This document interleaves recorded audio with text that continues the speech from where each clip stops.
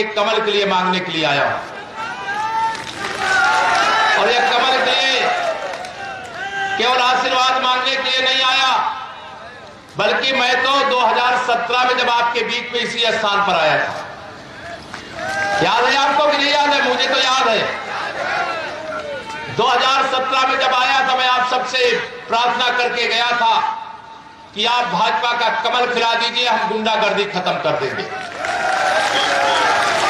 और आप सबने रिकॉर्ड वोटों से विजयी बना करके यहां से मन्नूलाल कोरी जी को लखनऊ भेजने का काम किया और हमने महरौली को मंत्रिपरिषद में स्थान देने का काम किया।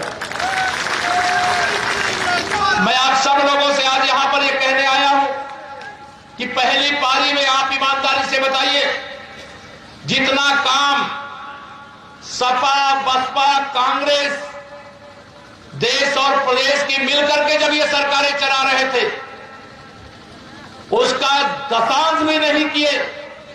और देश के प्रधानमंत्री, गरीबों के मसीहा माननीय नरेंद्र मोदी जी के नेतृत्व में आपने 2014 में और 2017 में आदरणीय योगी जी के नेतृत्व में प्रदेश में हमारी सरकार बनाई है। आप बताइए पूरी ईमानदारी से, जितना काम हमने 5 साल के अंदर करके दिया है, कभी 15 साल में भी उतना काम हुआ था क्या? बताइए, हाथ उठा करके हुआ था क्या? अभी भी बहुत सारे काम बाकी हैं। और बुंदेलखंड हमारे लिए केवल चुनाव जीतने का स्थान नहीं है। बुंदेलखंड हमारे लिए वह भूमि है जिससे हम बहुत दिल से प्यार करते हैं, सम्मान करते हैं, आदर करते हैं। इसलिए मैं आप सबसे यहां कहने आया हूं कि मैं आज यहां वोट नहीं, मैं वोट के रूप में आपसे कर्ज मांगने के लिए आया हूं। कर्ज मांगने के लिए आया हूं। आप वोट के रूप में हमें कर्ज दे दीजिए, हम 5 साल के अंदर ब्याज के साथ विकास करके चुकता कर देने का काम करें। 2017 से 2022 में जो आपने देखा है, वो टेलर था, टेलर। असली पिक्चर तो 10 मार्च 2022 के बाद आपको दिखाने का काम करेंगे। 2019 में माननीय नरेंद्र मोदी जी को प्रधानमंत्री बनने से रोकने के लिए सांपनाथ, नागनाथ, नेवलानाथ, सपा, बसपा सब एक हो गए थे कि नहीं? याद है कि नहीं याद है? उनको मालूम नहीं था कि देश बुंदेलखंड माननीय नरेंद्र मोदी जी के दिल में है और बुंदेलखंड के दिल में माननीय नरेंद्र मोदी जी। अरे चाहे जितने गठबंधन कर लो, लेकिन बुंदेलखंड में कमल का फूल खिला था और कमल का फूल ही खिला रहेगा। बताओ, सही कह रहा हूं, गलत कह रहा हूं? जोर से बताइए, सही कह रहा हूं कि गलत कह रहा हूं? और मुझे पूरा विश्वास है, आपको वोट तो डालना है 20 तारीख को, लेकिन वोटों की गिनती होनी है 10 मार्च को। और मैं आपको बता रहा हूं, 2 चरण के चुनाव हो चुके हैं और तीसरे चरण का चुनाव हो रहा है, उसमें आपको वोट डालना है। 2 चरण के चुनाव में साइकिल जो है उड़ करके सैफई चली गई, हाथी उड़ करके बहन मायावती जी के बंगले में चला गया और हाथ के पंजे वाले नानी के घर इटली चले गए। है क्या कोई मैदान में? बताओ, है क्या? ये दिखाई देते होंगे कुछ लोग गिनती के, जिन्होंने अवैध तरीके से संपत्तियां अर्जित करने का काम किया होगा, लेकिन उनको मालूम नहीं है कि बुंदेलखंड के लोगों ने देश की सत्ता माननीय मोदी जी को सौंप करके रखी है। और जब 2014 में सरकार बनी थी तो मोदी जी ने क्या कहा था कि मैं सरकार में आया हूं, लेकिन मैं आने के बाद सरकार की किसी योजना में, जैसे पूर्व की सरकारें कांग्रेस की, सपा, बसपा की करती थी, कि मैं न खाऊंगा न खाने दूंगा और जिसने खाया है उसे भी निकाल करके गरीबों के चरणों में डाल देने का काम करेंगे। आप बताइए, 2014 से लेकर के 2022 तक लगातार देश में भी और हमारी प्रदेश में 2017 से सरकार है, गरीब कल्याण की योजनाओं का जितना लाभ यह 5 साल के अंदर डबल इंजन की सरकार के माध्यम से मिला है, इसके पहले कभी मिला था क्या? कभी कभी मिला था क्या? जोर से बताओ, मिला था क्या? गरीबों को जो झोपड़ियों में रहते थे, जितना पक्का मकान बना करके मोदी जी और योगी जी के नेतृत्व वाली हमारी सरकार ने दिया है, क्या इसका चौथाई भी कभी सपा बसपा कांग्रेस वालों ने मिलकर के दिया था क्या? कभी गरीबों के घर में भी शौचालय बने इसकी चिंता की थी क्या? कभी गरीब के घर में भी मेरी माताओं बहनों को धुएं से बचते हुए उनके यहां भी गैस का सिलेंडर हो, गैस के चूल्हे में वो अभी अपने बच्चों को, अपने परिवार के सदस्यों को भोजन बना करके करा सके? क्या कभी ये सपा बसपा कांग्रेस वालों ने इसकी चिंता की थी क्या? क्या कभी हमारे कोई गरीब परिवार के लोग बीमार हो जाए, इलाज कराने के लिए पैसा नहीं है तो वो घर खेत जेवर सब बेच देते थे? लेकिन माननीय नरेंद्र मोदी जी के, आदरणीय योगी जी के नेतृत्व में देश प्रदेश में हमारी डबल इंजन की सरकार आने के बाद 5 लाख रुपया तक का गरीबों को एक साल में इलाज कराने की जो सुविधा दी गई है, इसके पहले किसी ने सोचा था क्या आप बीमार हो तो आपका इलाज हो जाए? मैं भी उस गरीब परिवार से निकल करके आता हूं, और जिस गरीब परिवार से निकल करके आता हूं मैं जानता हूं, मेरे पिताजी भी बीमार थे, छोटी अवस्था थी जब मेरी, 5,000 रुपया में खेत गिरवी रखना पड़ा था, तब पिताजी का इलाज हुआ। गरीब का दर्द जिसने गरीबी में जीवन जिया है वही समझ सकता है। और माननीय नरेंद्र मोदी जी ने गरीबी में जीवन जिया है, उनके पास भी रहने का घर नहीं था, उनके घर में भी शौचालय नहीं था, उनके घर में भी रसोई गैस का सिलेंडर नहीं था, और उन्होंने जब इस योजना की शुरुआत की थी तो कहा था कि जब मैं छोटा था मां खाना बनाती थी, मैं खाना खाता था, और खाना बनाते समय इतना धुआं होता था कि ना मैं मां को देख पाता था और ना मां मुझे देख पाती थी। और जब वो देश के प्रधानमंत्री बने, उन्होंने एक ही बात कही थी कि जब गरीबी के कारण जो दुख मेरी मां ने सहा है, अब मैं इस देश की किसी गरीब माता बहन को वह कष्ट नहीं सहने दूंगा, या संकल्प लेकर के गरीब कल्याण की योजनाएं शुरू किया। देश के अंदर कोरोना की इतनी बड़ी महामारी आई, बुंदेलखंड तो बड़ी संख्या ऐसी है जो रोज कमा करके रोज खाती, कोई मजदूरी करता, कोई छोटा मोटा व्यापार करता, कोई बाहर जाकर के 2 पैसे कमाता, तब परिवार जरूरतें पूरी होती है। ऐसे समय में जब कमाई का रास्ता बंद हो गया, अगर ये सपा बसपा कांग्रेस वाले होते तो पूरे प्रदेश को और देश को जितने लोग बीमारी से नहीं मरते उससे ज्यादा लोग भूख से मर जाते। ऐसी गंदी सोच वाले लोग हैं। लेकिन माननीय नरेंद्र मोदी जी ने प्रधानमंत्री गरीब कल्याण अन्न योजना के माध्यम से लगातार 2 साल से आपको राशन भेजने का काम किया है कि नहीं किया? बताइए, दोनों हाथ उठा के किया है कि नहीं किया है? राशन के साथ अब हम साथ में दाल भी दे रहे हैं, चना भी दे रहे हैं, तेल भी दे रहे हैं, नमक भी दे रहे हैं कि नहीं दे रहे हैं? हमारी सरकार में कोई भेदभाव हो रहा है क्या कि हम इस जाति के लोगों को देंगे, इस जाति के लोगों को नहीं देंगे? हमारी सरकार में कोई भेदभाव नहीं होता। हमारी सरकार में सबका साथ सबका विकास होता है, सबकी जरूरत को पूरी करने के लिए योजना बनती है, और वह योजना जिसके लिए बनती है उस तक पहुंचती है। सपा बसपा की सरकारों में, कांग्रेस की सरकारों में यह नहीं होता था। बुंदेलखंड के लिए जितना पैसा हमारी सरकार आने के पहले खर्चा किया गया, हमने उतना नहीं खर्चा किया है, उससे कम खर्चा किया है, लेकिन ज्यादा चीजें आपकी आंखों के सामने दिखाई दे रही। क्योंकि पिछली सरकारों के समय जो योजना बनती थी, उस योजना का पैसा अगर 1 रुपया दिल्ली लखनऊ से भेजते थे तो 85 रुपया ये सपा बसपा कांग्रेस के दलाल खा जाते थे। बताइए, यहां बैठे हुए मेरे किसान भाइयों, माननीय प्रधानमंत्री जी ने जन धन योजना का बैंक का खाता खुलवाया, या मेरी माताओं बहनों जिनका खाता जन धन योजना में खुला है, बताइए जब से कोरोना शुरू हुआ है 500 रुपया महीना मोदी जी भेजते हैं कि नहीं भेजते हैं आपको? मेरे किसान भाई बताइए, प्रधानमंत्री किसान सम्मान निधि ये सपा बसपा कांग्रेस वालों ने क्यों नहीं शुरू किया था? क्योंकि उन्हें मालूम था कि अगर डायरेक्ट पैसा भेजेंगे तो उनका कमीशन नहीं मिलेगा, इसे उन्होंने शुरू नहीं किया। मोदी जी 2000 की 3 किस्तों के माध्यम से किसानों के खाते में साल में 6000 रुपया भेजते हैं कि नहीं भेजते हैं? 6000 मिलता है कि उसमें कोई कटौती होती है? बताइए दोनों हाथ उठा करके। मैं आप सब लोगों से एक निवेदन कर रहा हूं, हमारा देश और प्रदेश ईमानदारी के पथ पर, विकास के पथ पर आगे बढ़ा है। बुंदेलखंड विकास की एक नई सूरत और इमारत लेकर के खड़ा हो रहा है।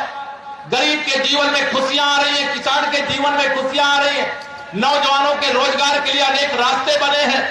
इन सब बातों को ध्यान में रख करके मैं लंबी बातें नहीं करना चाहता।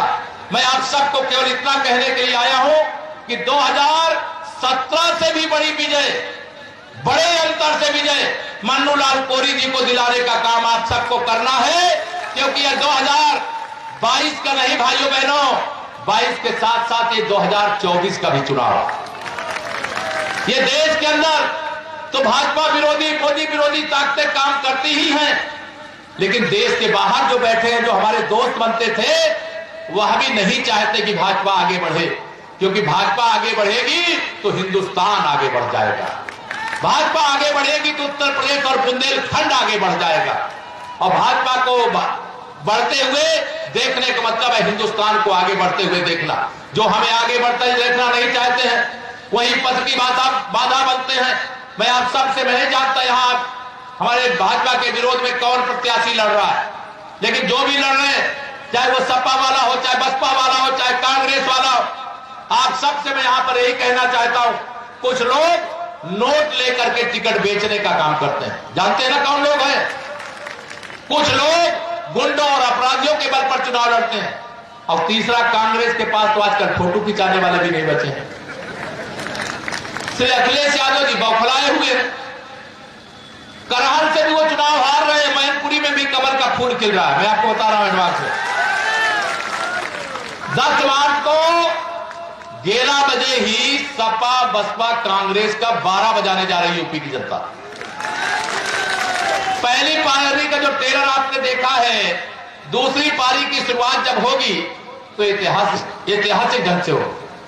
दूसरी पारी में जो हमारे किसान अपना नलकूप लगाए हैं, जिनका उनको अभी बिजली का बिल देना पड़ता होगा, पड़ता है कि नहीं पड़ता है, लेकिन 10 मार्च की दूसरी पारी जो टेलर के बाद पिक्चर आ रही है, उसका थोड़ा सा टेलर दिखा दे रहा हूं मैं आपको।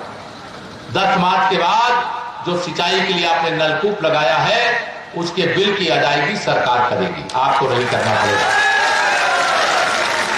10 मार्च के बाद जो मेरी विधवा माताएं बहनें, मेरे बुजुर्ग हैं, जो वृद्धावस्था पेंशन पाते हैं, जो दिव्यांग भाई बहन है, जिनको सपा सरकार के समय 300 रुपया महीना पेंशन मिलती थी, हमारी सरकार ने उसे 1,500 बढ़ा के किया।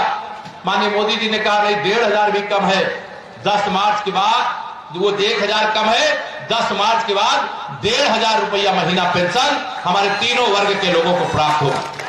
बेटियों की शादी के लिए पहले 51,000 खर्चा करते थे मुख्यमंत्री सामूहिक विवाह योजना में, लेकिन 10 मार्च के बाद हर बिटिया के विवाह में 1 लाख रुपया खर्च करने का काम किया जाएगा। 1 लाख। मैं आप सब लोगों से ऐसी बहुत सारी हमारी योजनाएं संकल्प पत्र के माध्यम से आप सबके बीच में आई। मेरे पूर्ववक्ताओं ने आपको बताया होगा, लेकिन मैं आप सबसे इतना ही कहने के लिए आया हूं, बुंदेलखंड में कमल खिला था, कमल खिला है, उस कमल को खिला करके रखिएगा। ये सुशासन का कमल है, ये विकास का कमल है, ये केवल वर्तमान का कमल नहीं है, आने वाली 10 पीढ़ियों के उज्जवल भविष्य का कमल है। इसको ध्यान रखना, और यह ध्यान रख करके वोट डालने के लिए जाना, और यह भी ध्यान रख करके वोट डालने के लिए जाना, यहां प्रत्याशी मन्नूलाल कोरी नहीं, केशव प्रसाद मौर्य है। यह ध्यान करके वोट डालने के लिए जाना। जैसे यह पूरा परिसर में देख रहा हूं, इतना बड़ा पंडाल बनाया गया, जितने पंडाल के अंदर है उससे दुगना पंडाल के बाहर। यह संदेश साफ है, जैसे यह पंडाल ओवरफ्लो कर रहा है, वैसे हर बूथ पर ईवीएम मशीन भी कमल के फूल से लबालब होने वाली है। होने वाली है कि नहीं होने वाली है? और विकास के लिए पैसा चाहिए, लक्ष्मी जी चाहिए कि नहीं चाहिए? और लक्ष्मी जी क्या साइकिल में बैठ के आएगी क्या? हाथी में बैठ के आएगी क्या? हाथ के पंजे पे आएगी क्या? वो कमल के फूल पर बैठ करके आएगी। आप सबको निवेदन करना चाहता हूं, आप कमल खिला करके मन्नूलाल कोरी जी को यहां से भारी अंतर से विजयी बना करके विरोधियों की जमानत जब्त करा करके भेजने का काम करिए। दिल्ली और लखनऊ के खजाने से इस विधानसभा क्षेत्र को कमल के फूल की तरह खिलाने के लिए, जो हमारी बगल में ललितपुर सदर विधानसभा है, पूरे ललितपुर जनपद को, ये ललितपुर तो प्रकृति का भंडार, यहां तो देश के लिए, प्रदेश के लिए खजाना भरा हुआ है, लेकिन कुछ भूमाफियाओं ने उसे लूटने का काम किया था। लेकिन भारतीय जनता पार्टी की सरकार की दूसरी पारी सारे जो बड़े बड़े अवैध कब्जेदार थे वहां बुलडोजर चलाने का काम हुआ था, और जो जमीन खाली हुई वो खाली जमीन पर गरीबों का पक्का मकान बनाने का काम शुरू हो गया। अब ये 80 लाख मकान और बनेंगे। बहुत सारे गरीब ऐसे होंगे जिनको अभी पक्का मकान नहीं मिला होगा। बहुत सारे लोग ऐसे होंगे उनको 2-2, 3-3 मकान मिल गया होगा। लेकिन मैं आप सबको कहना चाहता हूं, जब तक मोदी जी और योगी जी के नेतृत्व में भाजपा की सरकार है, आप विश्वास रखना कोई गरीब बिना पक्का मकान के नहीं रह जाएगा। ये आपको भरोसा दिला कर 24 घंटे बिजली देने का काम 10 मार्च के बाद शुरू करेंगे। हाँ, सपा की सरकार, सपा बसपा कहते हैं हम फ्री बिजली देंगे। अरे जब सरकार में थे तो बिजली नहीं देते थे, बिजली की तार भी काट ले जाते थे। ट्रांसफार्मर जल जाए तो 2-2 महीने 3-3 महीने बिना रिश्वत दिए लगता नहीं था, और वो कह रहे हैं फ्री बिजली देंगे। इसलिए मैं लंबी बात न करके आप सबको यहां पर यह कहना चाहता हूं कि आने वाली 20 तारीख को आप सब, तो मैंने कहा है कि मन्नूलाल कोरी नहीं, केशव प्रसाद मौर्य प्रत्याशी है। और अगर केशव प्रसाद मौर्य प्रत्याशी है तो मैं तो अभी जा रहा हूं यहां से दूसरी जगह कमल खिलाने, तो इसकी जिम्मेदारी किसकी रहेगी? दोनों हाथ उठा बताओ किसकी जिम्मेदारी रहेगी? तो मैं एकदम निश्चित होकर के जाऊं, तो आज से लेकर के जब तक एक वोट पड़ नहीं जाता कमल के फूल पर, तब तक पूरी जिम्मेदारी के साथ पहरेदारी करते रहिएगा। एक वोट कमल के फूल पर डलवाने के लिए लोगों के पास जाइएगा। जो गरीब कल्याण की योजनाएं चल रही हैं वो आगे भी चलती रहे, कोई बेईमान उसमें डाका ना डाल सके, कोई भ्रष्टाचारी उसमें बाधा ना डाल सके। इसलिए कमल का फूल खिला रहना जरूरी है। लोगों को बता करके कमल खिलाने का काम करिएगा। और 10 तारीख को यूपी में हम 300 से ज्यादा सीटें फिर जीत रहे हैं, इसकी चिंता मत करना। और आपको और यह भी बता रहा हूं, 10 मार्च के पहले मैं पूरे यूपी का घूम करके आ रहा हूं और एक नारा लगाता हूं कि 100% वोटों में से 60% वोट हमारा है। अब आप 100 में 60 हमारा है और 40 में बंटवारा है, और बंटवारे में भी हमारा है। क्यों हमारा है? क्योंकि हमने सबका साथ सबका विकास किया है कि नहीं किया है? हमने गरीब, किसान, मजदूर सबको एक जैसा मान करके सबको एक जैसी व्यवस्थाएं दी है कि नहीं दी है? जब हमने सबको समान माना है तो कौन साइकिल और हाथी और पंजा का बटन दबाएगा? जाएगा तो उसके दिल में भी एक बार ये बात आएगी कि अगर फ्री में राशन चाहिए, अगर उसके गरीब का घर जो कच्चा है उसे पक्का बनना चाहिए, तो कमल के फूल की बटन दबाओ। इसलिए मैं आज कह रहा हूं, अगर एक कमल का फूल का बटन दबाओगे तो एक गरीब को पक्का मकान बना करके देने का पवित्र काम आप सब करोगे। मुझे बताया गया कि चाहे अब मारौनी हो और चाहे ललितपुर हो, दोनों विधानसभा में 4थे नंबर पर कमल के फूल की बटन है। मालूम है किस नंबर पर है? जोर से बताइए किस नंबर पे है? आपको 20 तारीख को किस चुनाव निशान पर आपको बटन दबाना है? सुनाई नहीं दिया? किस में? अभी और नहीं सुनाई? जोर से बताइए जरा। कमल के फूल पर बटन दबाना है। और इसलिए मैं आप सब लोगों को, यहाँ कई चीजें ऐसी, सड़कों के बारे में बहुत सारी चीजें आई हैं। मैं तो आपसे कर्ज लेकर के जा रहा हूं, जब ब्याज सहित अदा करना होगा तो कोई सड़क बचेगी क्या आपके मारौनी की और ललितपुर की? कोई सिंचाई की सुविधा से आप वंचित रह जाओगे क्या? कोई घर ऐसा होगा क्या जिसके घर में नल से जल नहीं पहुंच जाएगा? कोई ऐसा कच्चा मकान वाला होगा क्या जिसका पक्का मकान हम 5 साल के अंदर बना करके देने का काम नहीं करेंगे? अरे जो आप सोच रहे हो, दिल्ली में बैठे हुए मोदी जी उससे ज्यादा सोच रहे हैं। ये ध्यान रखना, क्योंकि गांव में कहावत है ना, जाके पैर न फटी बेवाई हुआ क्या जाने पीर पर आई। ये सपा बसपा कांग्रेस वाले आपकी पीड़ा नहीं जानते हैं, लेकिन मोदी जी और योगी जी और आपका केशव प्रसाद उस पीड़ा को जानता है।